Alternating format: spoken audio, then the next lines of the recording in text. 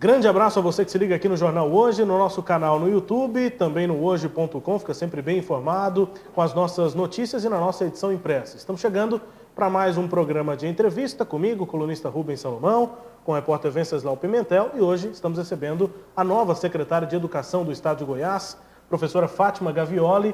Professora, muito obrigado pela entrevista, a presença aqui. Obrigada, sou eu quem agradeço. É um prazer estar com você, Rubens, com o Venceslau e com toda a equipe de vocês e também com todos que nos assistem nesse momento.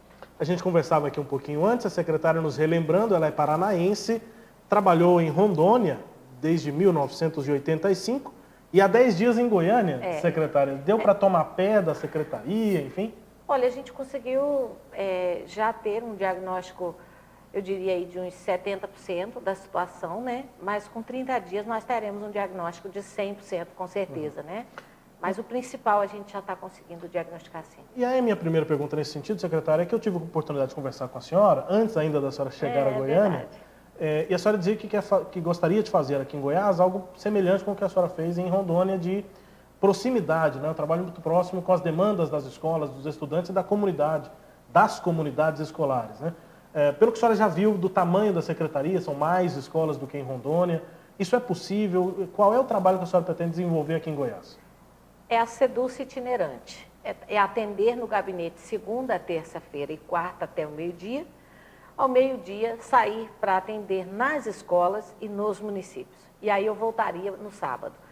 Eu já abri o gabinete no sábado, ele fica das 9 às 13 horas, 14 horas, ele fica para atendimentos externos, que são pais, estudantes, associações, grupos de pessoas que precisam falar comigo. Então, o sábado está aberto para isso. É claro que sábado passado, por exemplo, eu estava tendo um mutirão numa escola em Petrolina de Goiás. Eu estou aprendendo os nomes aqui dos municípios. Petrolina de Goiás, e eu estive lá, na escola, prefeito, presidente da Câmara, vereadores, pais, todo mundo na escola, todo mundo ajudando no mutirão, inclusive eu, né? E aí fazem almoço, se almoça lá, continua depois do almoço. Então, foi interessantíssimo, porque eu consegui, em Petrolina, por exemplo, eu consegui ter um panorama da escola Santa Terezinha, o Colégio Santa Terezinha, do Colégio Santa Catarina, que é uma conveniada, e do Seconge. Então, quando você vai em loco, é diferente. Você consegue captar o que funciona, o que precisa mexer, qual a necessidade, como é que a gente abre parceria com as prefeituras, entendeu? Eu considero positivo. Então, na verdade, a agenda itinerante, ela já abriu. Eu já fiz atendimentos aos sábados externos e já abriu a agenda itinerante também para os municípios. Eu fico nesse momento eu ainda estou trabalhando nos convites. Então chega um convite para mim, dizendo, secretária, a nossa escola está sendo pintada na padronização 2019, que é uma padronização do FNDE, muito bacana, onde os portões, o muro, a escola toda, ela atende uma cor que segundo, uma cartela de cores, que segundo o FNDE, ela é uma cor que estimula, que não é agressiva, não é cansativa. Isso é importante para o ambiente escolar, porque às vezes você pinta a escola, você tem toda a boa intenção do mundo. Tem que ser um ambiente agradável, exatamente, né? Mas aí quando você convive nele mais tempo do que até na sua própria casa, estudantes e funcionários, professores podem sentir uma fadiga. Então, eu estou dependendo muito dessa agenda, mas eu já tenho agenda para sair da sede, por exemplo, a Aparecida, eu já tenho, para Trindade, eu já tenho agenda, e assim como tem para outros municípios.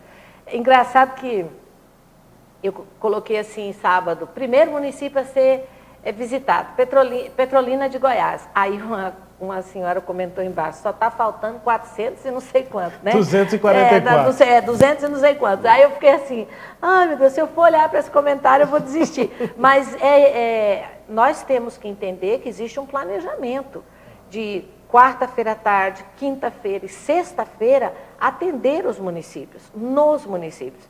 E também pode ser que eu queira sair da sede da secretaria em alguns dias e atender nas escolas, que só de levar o atendimento para dentro da escola, a gente já acaba vendo e convivendo com algumas ações que seriam importantes. Secretária, quando a senhora foi anunciada como futura secretária aqui em Goiás, surgiram muitas críticas aqui na imprensa, pelo menos parte da imprensa, né? Inclusive rotulando a senhora como farosteira. Como é que a senhora lidou com isso e você já superou esse processo da primeira fase?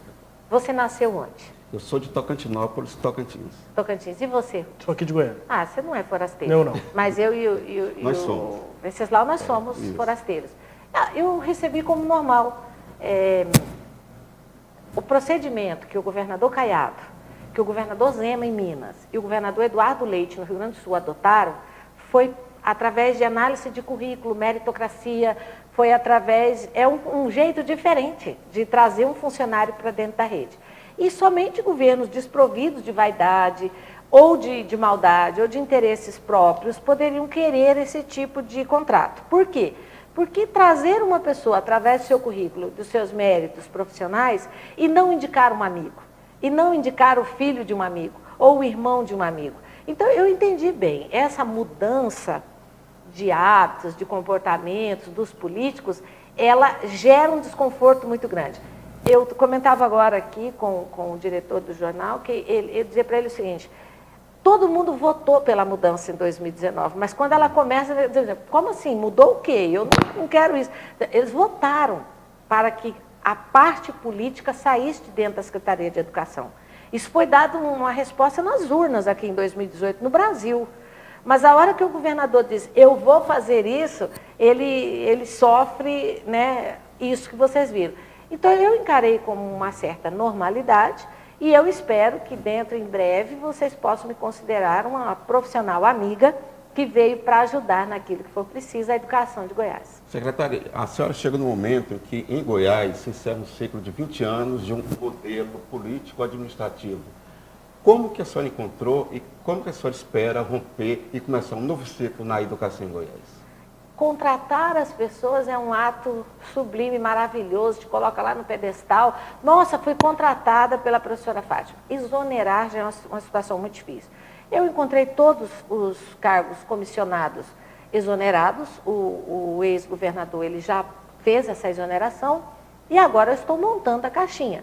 Claro que o primeiro critério é o currículo, é a experiência, é técnico. O governador Caiado deixou isso muito claro. Toda pessoa que entrar para trabalhar na Secretaria de Educação, ela tem que preencher o requisito técnico.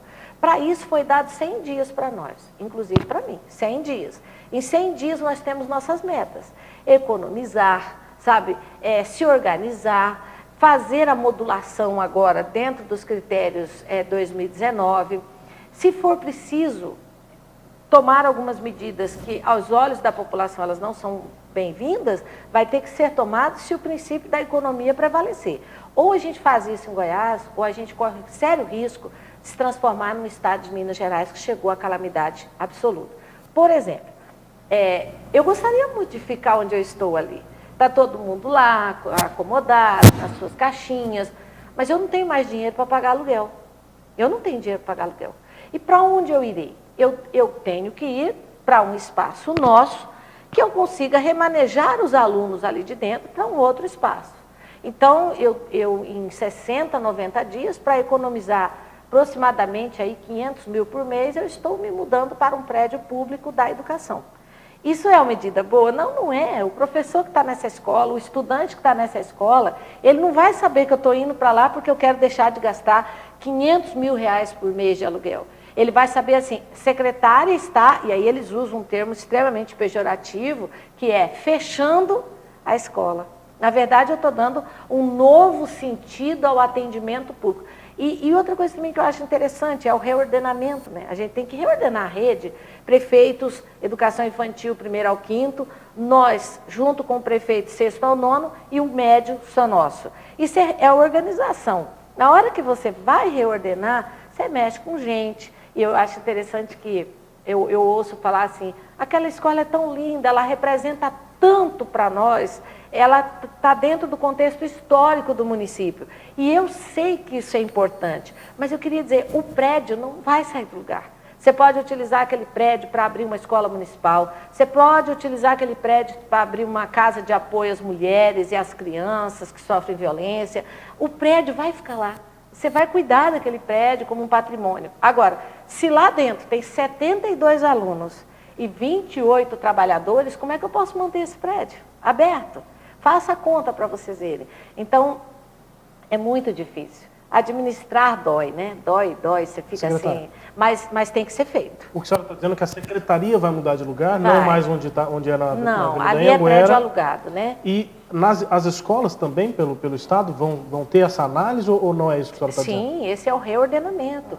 Reordenamento previsto na Constituição de 1996. A Constituição, em 1996, ela previa o reordenamento. Ela deu 10 anos, até 2006. Em 2006, 8 estados tinham feito o reordenamento, dentre eles Pernambuco, que hoje é o primeiro lugar no ensino médio do país. Aí, em 2006, grande parte dos estados não tinham feito, eles prorrogaram por mais 10 anos, veio até 2016. Em 2016, a Secretaria de Educação, ela trabalhou fortemente com essa proposta de reordenamento da rede. Ela tentou fazer isso em 2016, mas assim, os fatores políticos acabaram interferindo. Como o governador agora, ele tem uma visão de despolitizar a secretaria, eu estou conseguindo fazer o reordenamento com base na proposta, nas metas e principalmente com base na organização do sistema. Secretária, como a senhora vai lidar com duas questões que vêm da gestão anterior, que são as escolas militares e o modelo de gestão das organizações governamentais? Como é que a senhora vai tratar na sua gestão? Em relação às escolas militares, são as escolas exemplares, fantástico, eu não tenho nada, eu sou a favor de escola, sabe? A escola que eu visitei sábado não é militar e é fantástica, eles cuidam da escola, eles zelam e tal. Eu sou a favor de todo tipo de escola. Agora, o secretário de Segurança, ele fez um levantamento sobre o número de policiais que deveriam estar na ativa e que já estão atuando dentro das escolas militares. Como ele fez esse levantamento e ele precisa botar o policial na rua, ele vai dar um stand-by agora até ele terminar de fazer esse levantamento. Depois que ele terminar, ele vai encaminhar um documento para mim, nós vamos dar seguimento à implantação de novas escolas, sim. Agora, eu não consigo implantar a escola militar sem os policiais. Então, eu dependo muito do comandante e do secretário de Segurança Pública. Mas eu acredito que, assim que terminar esses estudos, essas auditorias, com certeza a gente vai voltar a reativar escolas militares. Tem 42 para serem implantadas aí nos próximos anos. Esses militares que agora foram chamados realmente para a rua da PM, qual a situação deles? Então, eles retornaram ou eles vão continuar ou continuam nas escolas militares? Não, é porque assim, a escola militar, o modelo de escola militar, quando ele foi criado para atender área de risco. As escolas deveriam ser implantadas em lugares onde tivesse área de risco, evasão, criminalidade, então sempre foi assim.